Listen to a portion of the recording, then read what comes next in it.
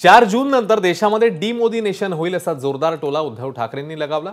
उद्या होणारी मुंबईतली सभा ही पंतप्रधान म्हणून मोदींची अखेरची सभा असेल असं भाकीतही उद्धव ठाकरेंनी केलंय। उद्धव ठाकरेंनी आज एबीपी माझाशी एक्सक्लुझिव्ह संवाद साधला।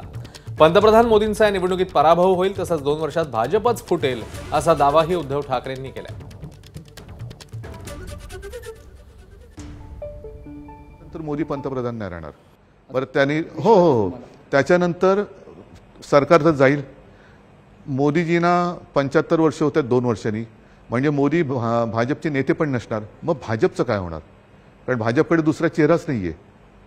ह्या वेळेला तर सरकार जाते, त्याच्यानंतर 2 वर्षांनी मोदी पण रिटायर होणार। मोदी झोळी घेऊन जातील, तुमच्या पदरात काय पडणार? 4 तारखेला डिमोदिनेशन होते, जसं डिमॉनिटायझेशन झालेलं। उद्या नरेंद्र मोदींची सभा होतीये।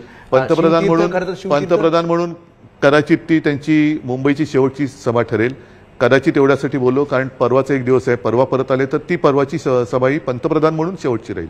पवारांचा निर्णय तो त्यांच्यावरती अवलंबून आहे। ते त्यांच्या पक्षाचे प्रमुख आहेत, मी माझ्या पक्षाचा प्रमुख आहे। 30 वर्ष एकत्र राहून आम्ही भाजपमध्ये विलीन नाही झालो, तर यांच्याबरोबर कसं काय विलीन होणार? आणि शरद पवारजी बोलले ते छोट्या प्रादेशिक पक्षांबद्दल बोलले, म्हणजे कदाचित हे मिंदे फिंदे असतील ना, ते आता जातील त्यांचं सगळं। एबीपी माझा, उघडा डोळे बघा नीट।